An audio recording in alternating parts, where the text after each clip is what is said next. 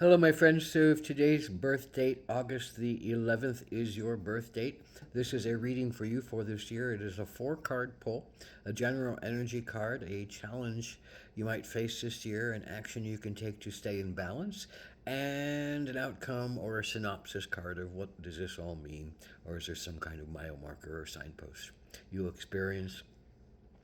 So the general energy card of the year is agape, and agape um, asks us, instead of devoting all of our focus and attention to ourselves, what if we put service to others at the forefront? What if we put service to a higher spirit at the forefront? What if we put service to a greater sense of God, Goddess, all that is, Creator, uh, ever-changing mystery, sacred union, whatever you want to call it? What if we put our energies toward that? Agape asks us those questions about how do we become less self-centered and more selfless. How do we become more friendly to others? Agape is a root of friendliness to others, service to others, support of others,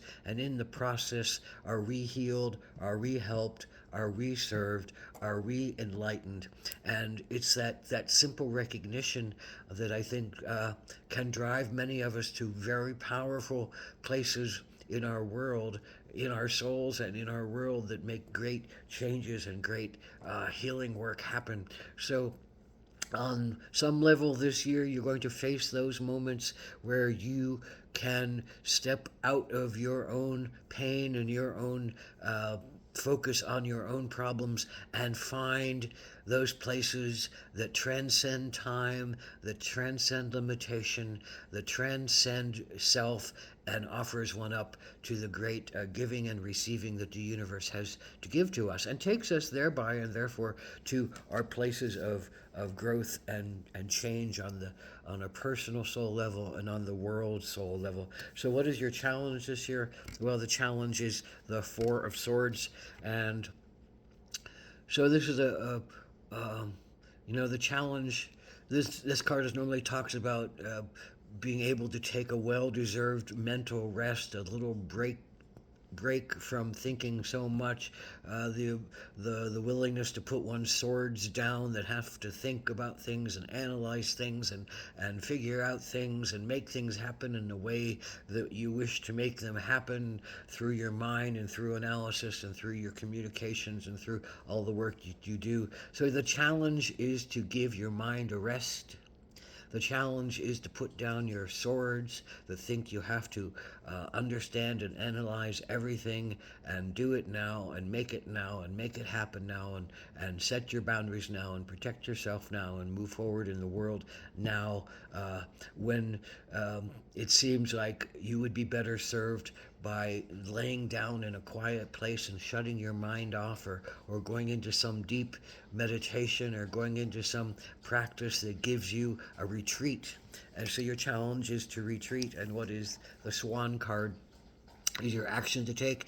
And the swan is really kind of that sense of transformation, the great story about the ugly duckling becoming the swan. What more does it talk about except for us losing our fears, our angers, our self-doubts, our negative judgments, going through the whirlpool of life and transformation, and coming out the other side as beautiful swans, white, pure, clean, whole, understanding of the process of what it takes, the sense of forgiveness that it takes to get to these places of great grace and great change and great transformation. So, what does that say? Well, your action to take is to allow yourself to be easier in your flow, to be more relaxed in your mind, to not think you have to judge everything and call everything something in order heal it. Sometimes you can let go of judgments. Sometimes you can just change the old judgments into more positive framings, into more positive words, into more positive thoughts, into more uplifting senses of self. Oftentimes that says, bring it out of your darkness, bring your trauma out of your darkness. But you don't see those traumas until you can go into the places of quiet. So you have to go into the place of quiet in order for you to hear what is really bothering you down deep, and not, be superficially led off into other directions because your mind says it wants to go this way and it wants to avoid what your real pain might be. So that is the service to yourself. That is also the service to others, is to allow yourself the grace to help others by helping yourself, by healing yourself. And maybe it's just one of helping others to come to that place, because the end card is this beautiful card that says, well, not only will you heal yourself, but you'll take your energy out and your understandings out, and you will send them to others, and you will gift them to others, and it will become the way that you speak, and it will become the way that you love, and it will become the way that you heal in the world, and it will become the message of your soul that you want to put out in front of you, and that you want to feed you from all directions, and that you want to give back to the world. A positive message, a great healing, a great sense of trusting in the path to one's evolution, a great sense of not needing to push the river, push the thought, get stuck in one's mind, get stuck in one's judgment, and be in that.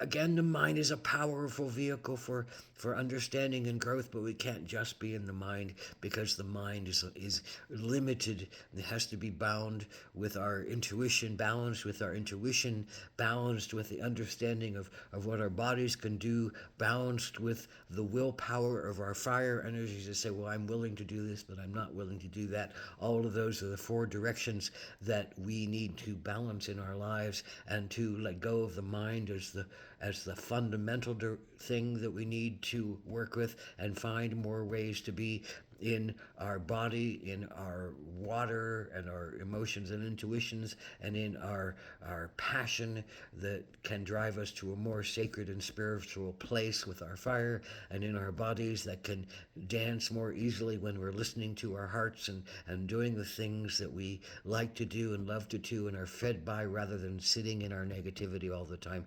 And then balance with the mind that can then think more clearly, have more time for respite, and bring more clarity to the witness point, in the sense of knowing what it wants to do, how it wants to do it, and how it can attain its spiritual will.